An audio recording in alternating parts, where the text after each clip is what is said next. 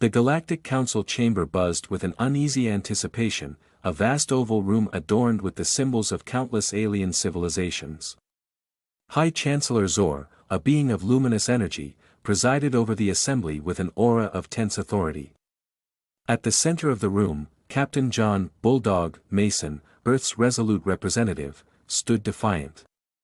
His rugged demeanor and unwavering stance contrasted sharply with the Council's formal decorum. "Captain Mason, we implore you to reconsider." Zor's voice resonated through the universal translator, tinged with frustration. "The conflict with the Caoxian Empire has already led to unprecedented destruction. We summoned this meeting to negotiate peace." Mason's smirk was cold and unyielding. "Destruction? You haven't seen anything yet. Earth has finally united under one banner, and we're not stopping until the Caoxian Empire surrenders unconditionally." Murmurs of shock rippled through the assembly. The Martian ambassador, a bipedal insectoid with an exoskeleton, clicked his mandibles in anxious agreement. "The cost of this war has been catastrophic. Surely, there must be a better way." Mason's eyes narrowed. "For centuries, humanity fought amongst itself. Now, we have a common enemy. You don't understand, we're finally united, and we're not backing down." High Chancellor Zor's luminescence flared with irritation. "The continuation of this conflict threatens the stability of the entire galaxy. We must find a resolution." "Resolution?" Mason chuckled darkly. "The only resolution we see is total victory. Convince the Caoxian Empire to surrender, or we continue until one of us is wiped out." The room fell silent as the holographic image of Emperor Zorx of the Caoxian Empire appeared. His reptilian scales gleamed under the artificial light, eyes narrowed and calculating. "Human representative, we meet at last." Mason's expression hardened. "Here to beg for mercy." Zorx's eyes blazed. "Mercy? We Caoxians do not beg.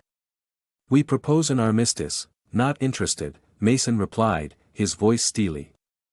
"You either surrender unconditionally or we continue until you're wiped out." The council chamber erupted into chaos as the representatives debated furiously. High Chancellor Zor's voice boomed, demanding order. Mason remained resolute, his gaze locked on Zorx's image. "Your move." "Emperor," Mason said coldly. "We can do this the easy way or the hard way." Zorx's image flickered, his anger palpable. "Very well, human. If it is war you seek, war you shall have. But know this, the Caoxian Empire will not fall easily." As the hologram vanished, leaving the chamber in stunned silence, High Chancellor Zor turned to Mason, his glow dimmed to a somber hue. "Captain Mason, you must understand the gravity of the situation. The galaxy cannot endure endless war." Mason nodded, his expression resolute. "I understand perfectly, Chancellor. But humanity has finally found its purpose, and we're not about to let go of it." The USS Resolute hung in the void near a massive asteroid field, a strategic nerve center for humanity's war efforts. Inside, the war room was a hive of activity, holographic displays projecting the galaxy's current state. Mason, flanked by Admiral Thomas Wright and General Marcus Hayes, studied the tactical projections. "We need to hit the Caoxian shipyards hard. Their supply lines are vulnerable, and disrupting them will force them into a defensive stance." Admiral Wright, with his grizzled features and piercing eyes, tapped a control panel. "We've identified a weakness in their defenses.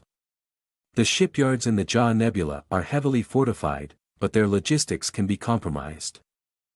General Hayes, embodying the relentless strength of humanity's ground forces, nodded. "Our troops are ready. A coordinated strike will hit them hard." Mason's eyes gleamed with determination. "All right. Launch Operation Severance. Admiral, coordinate the fleet movements. General, prepare your men for deployment. We strike at dawn." Hours later, the fleet assembled and prepared for the attack. Mason stood on the bridge, his presence a steady anchor for his crew. The tension was palpable as Lieutenant Connor reported, "All ships report ready, Captain." "Good," Mason replied. "Set course for the Jaw Nebula. Engage on my mark. The fleet surged forward, engines blazing as they approached their target. The journey was tense, but the calm before the storm was deceptive. As they entered the nebula, sensors struggled to pierce the dense gas and electromagnetic interference. Battle stations, Mason ordered, weapons primed and shields at full strength. Admiral Wright, keep the formation tight. We don't want to get separated in here. The Caoxian shipyards loomed ahead, their defensive fleet caught off guard by the sudden assault. All ships, open fire. Mason commanded, the void erupted with the fury of battle.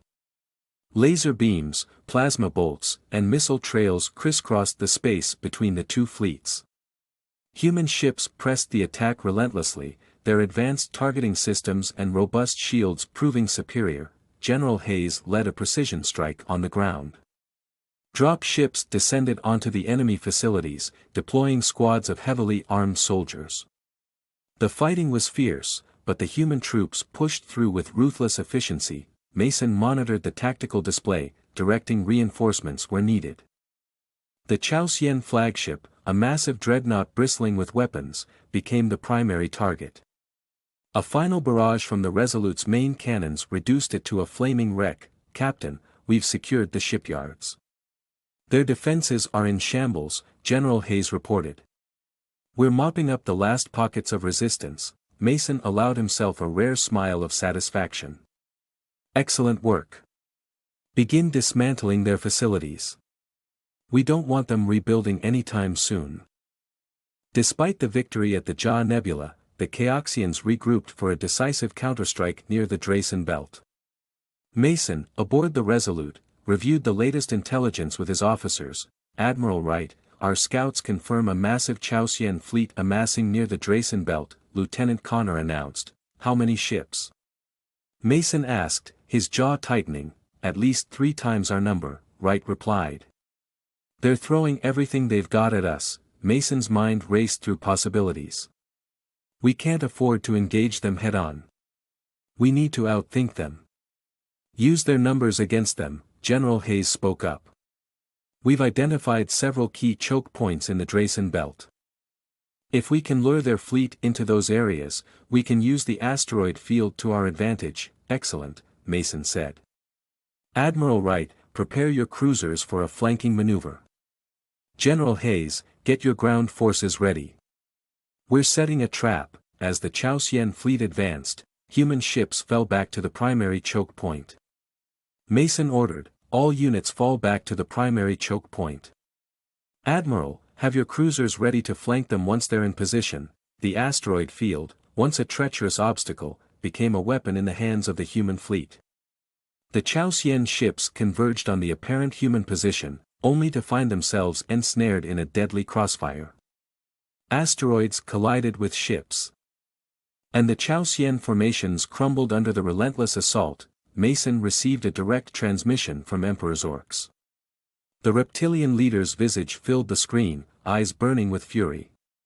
You dare to challenge the might of the Caoxian Empire?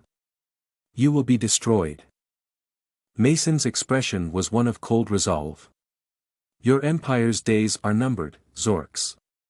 Surrender now, and we might spare what's left of your forces. Zorx's response was a guttural roar. Never. We will fight to the last. With the transmission cut off, Mason ordered, all units, focus fire on their command ships. Break their will to fight. One by one, the Caoxian command ships were destroyed, their remaining forces in disarray. As the last of the Caoxian ships either fled or were destroyed, a sense of quiet triumph settled over the human fleet. Chapter 4, The Path to Peace. In the aftermath of the battle, Mason and his crew took stock of their victory. The USS Resolute floated amidst the debris of the Dracen Belt. Its crew weary but triumphant, Lieutenant Connor announced, incoming transmission from the Galactic Council. Captain, put it through, Mason replied, bracing himself for more diplomatic sparring. High Chancellor Zor's holographic image appeared, his luminescence now dimmed with a mix of resignation and hope. Captain Mason, the Council has witnessed your actions. The Caoxian Empire is in disarray. We implore you to consider a ceasefire. Mason took a deep breath, considering the Council's plea. We did not come this far to leave the job half done. The Caoxians need to understand that their days of conquest are over. Zor's voice was calm, almost pleading. Think of the lives that can be saved. The galaxy has suffered enough. Let us negotiate a lasting peace. Mason glanced at his officers, seeing the weariness in their eyes. They had fought bravely, but the toll of war was undeniable. He turned back to Zor. We'll consider your proposal, Chancellor. But know this, if the Caoxians threaten us again, we will be ready. Zor's luminescence brightened slightly. Thank you, Captain.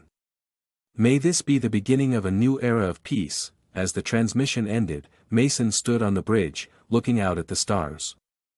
The galaxy was in turmoil, but there was hope. He knew the path ahead would be fraught with challenges, but humanity had proven its strength and resolve. Admiral Wright and General Hayes approached, their faces reflecting the exhaustion of battle but also the pride of victory. Mason addressed them with a rare note of warmth. We've made our mark, but the real work begins now. We'll continue to fight for peace, but we'll be ready for whatever comes next. As the USS Resolute set a course for the next mission, Mason looked out at the endless expanse of space, his mind filled with the weight of responsibility. The balance between strength and wisdom would guide them as they shaped the future of the galaxy.